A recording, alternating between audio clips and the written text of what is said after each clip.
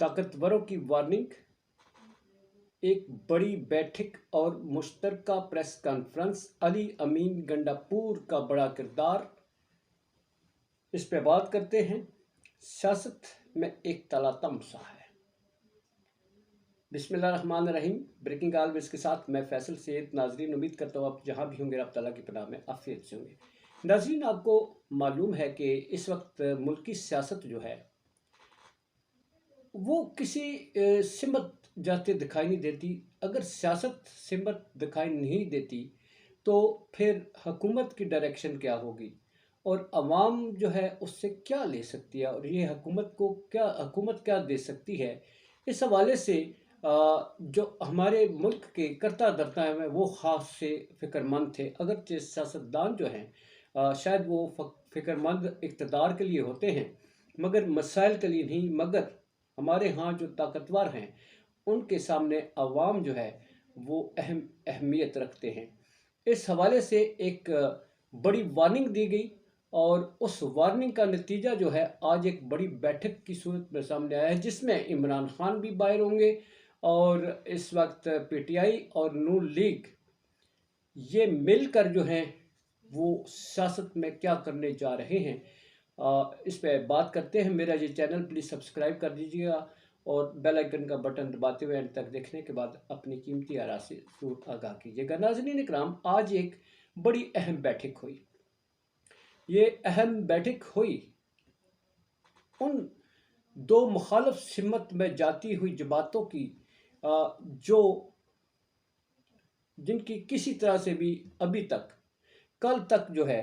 وہ کوئی مشترکہ بیٹھنا تو دور کی بات، ایک دوسرے کے قریب سے گزرنا اور سلام دعا کرنا بھی ناممکن تھا۔ آج نون لیگ اور پی ٹی آئی کے درمیان بڑی بیٹھک ہوئی، بڑے فیصلے۔ کیا یہ جو بیٹھک ہے یہ پی ٹی آئی کے اور پیپلز پارٹی کی جو مستقبل کی قربتیں ہیں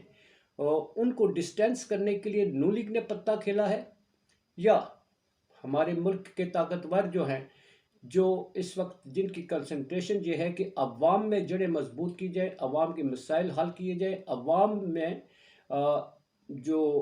اس میں دوریاں ہیں وہ دور کی جائیں۔ اس حوالے سے ایک وارننگ دی گئی۔ کہا یہ جاتا ہے کہ طاقتوروں کی وارننگ یہ تھی کہ ہمیں بدنام مت کریں، آپ سیاسی لوگ جو کھیل کھیل رہے ہیں اسے آپس میں ہی کھیلیں، اور ہمارا جیسا کہ میں ابھی دیکھ رہا تھا کہ جیسا کہ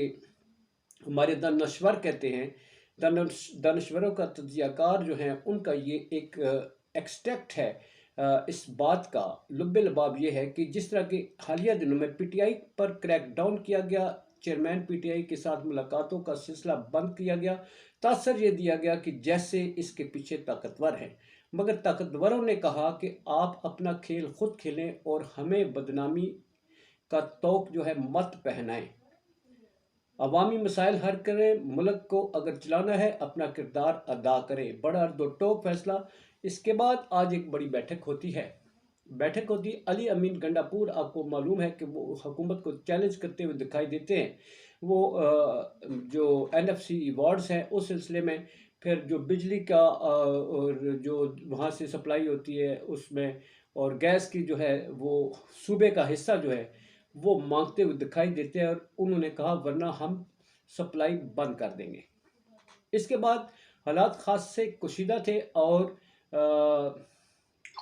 جناب شہباز شریف صاحب جب KPK میں تشریف لے گئے تو وہاں پر بھی وہ استقبال کے لیے نہیں ہے، اگرچہ وہ کہتے ہیں کہ گنڈاپور صاحب میں وہاں نہیں تھا۔ آج یہ میٹنگ ہوتی ہے گنڈاپور صاحب اور جناب شہباز شریف صاحب۔ گنڈاپور پی ٹی آئی کے جو KPK کے وزیر اعلیٰ ہیں، بھاری اکثریت سے مینڈیٹ کے ساتھ وہ وزیر اعلیٰ منتخب ہوتے ہیں، اور آج وہ جناب شہباز شریف صاحب ان کے ساتھ ایک بڑی بیٹھک ہوتی ہے۔ معاملات اس میں خاصی پیش رفت ہو چکی ہے۔ جو ان کے مطالبات ہیں، ایک چیف سیکرٹری کا معاملہ تھا، گنڈاپور صاحب جو کہتے تھے وہ لگانا ہے انہیں اپنی مرضی کا، وہ بھی اوکے ہو گیا۔ عمران خان سے ملاقاتوں کا سلسلہ جو آج نعیم حیدر پنجوتا ان کے وکیل ہیں اور باقی وکلاء ہیں،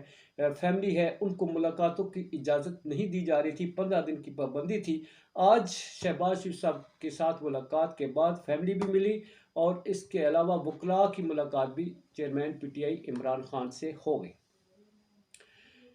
اس کے بعد مشترکہ پریس کانفرنس ہوتی ہے۔ ناظرین، یہ منظر بھی آنکھوں نے دیکھا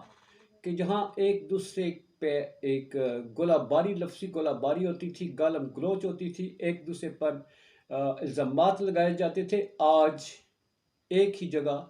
کھڑے ہو کر پریس کانفرنس کی۔ اس پریس کانفرنس میں جناب احسن اقبال نون لیگ صاحب کی طرف سے اور جناب امیر مقام کے پی کے سے جو تعلق رکھتے ہیں، نون لیگ کے لیڈر ہیں